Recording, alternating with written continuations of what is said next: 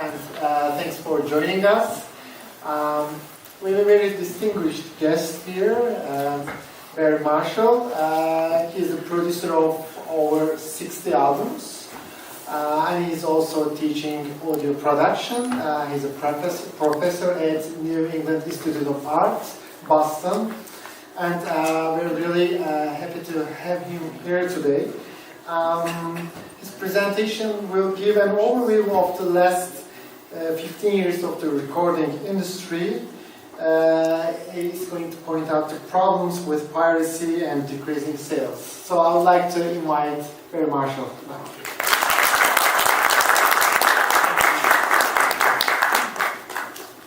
Thank you so much, Ufuk and Mustafa, have been so wonderful to me here.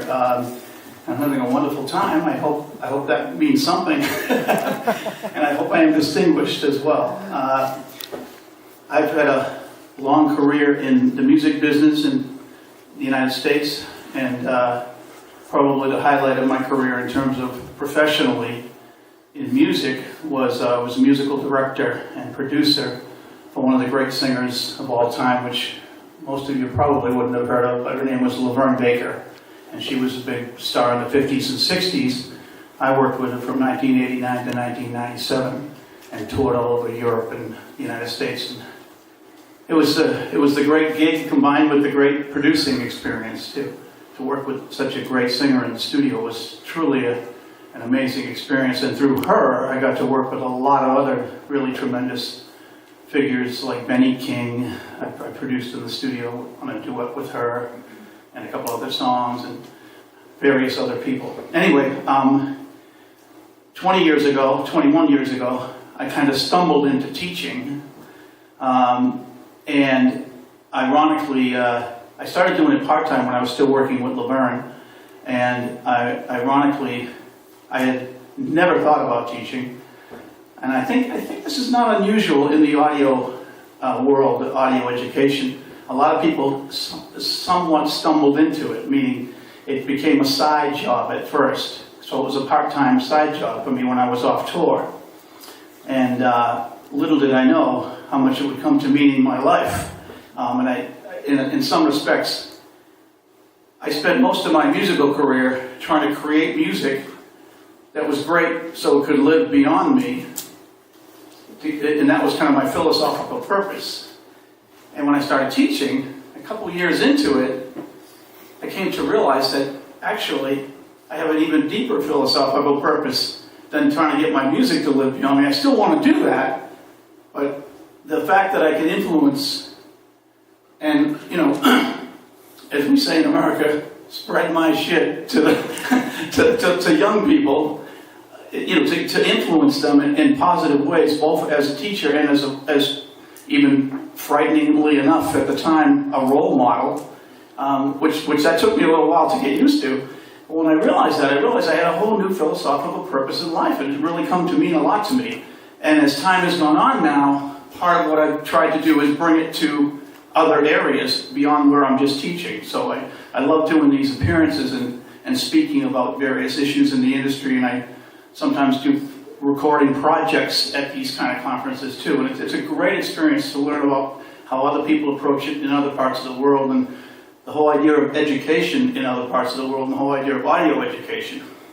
Anyway, today in general terms, I'm going to talk about something that has affected us all, and especially those of us in the music business, and in some ways in the audio and recording world.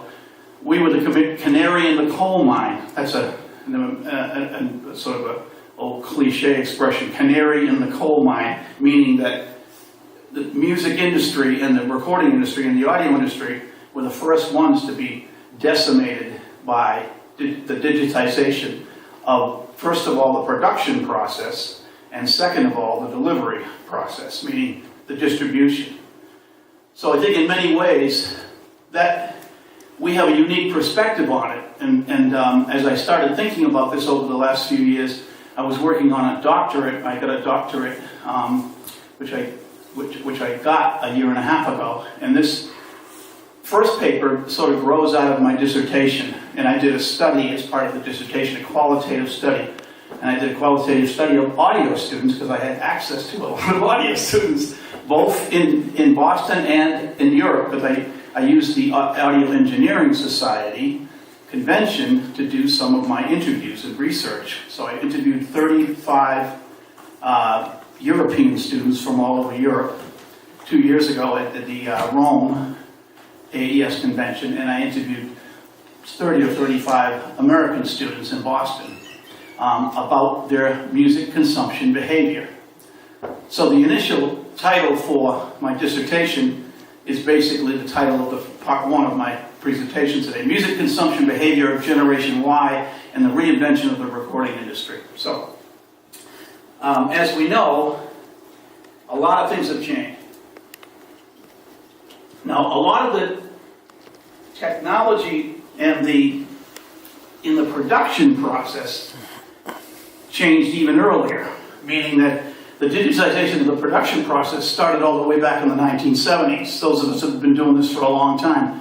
I actually remember my first recording sessions were in 1977, and I actually remember in either that year or the year after, the excitement of the engineer at the studio I was recording at when he got the first digital reverb. And it was from a company called Lexicon, which was in the Boston area too, so that was a very big deal.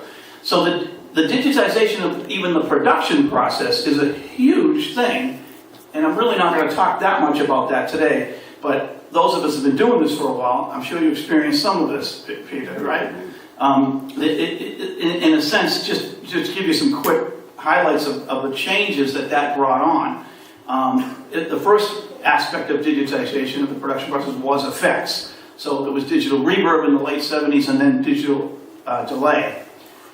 And kind of the second step of that was the introduction of digital synthesizers in MIDI in the early 80s. And maybe the third step was the introduction of multi-track digital tape, which actually did make quite an impact, especially in the classical music world and the country music world.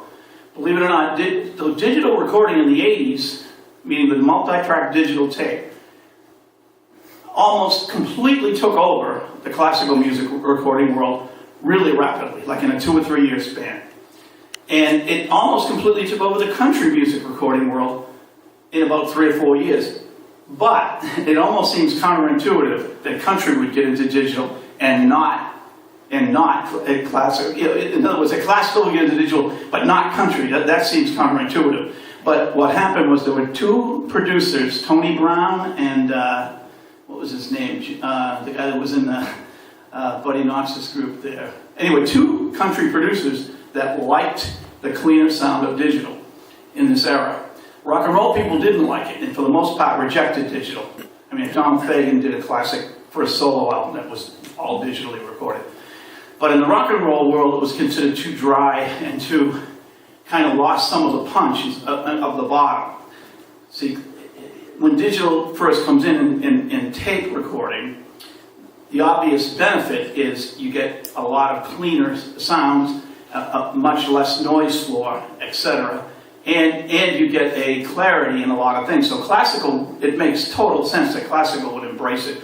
And plus, classical does not need, you obviously master classical, so you know you don't add bottom to classical when you master it. Classical does not need that thumping kick drum that so much popular music does have, right? So it totally makes sense that digital would be adopted. But country, it's kind of counterintuitive, but it was because two really popular producers got into it and then everybody followed suit.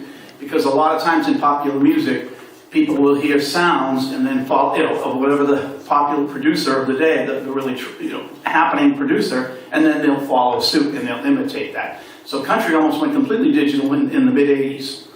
Okay, so then the next step of digital in the recording process, in the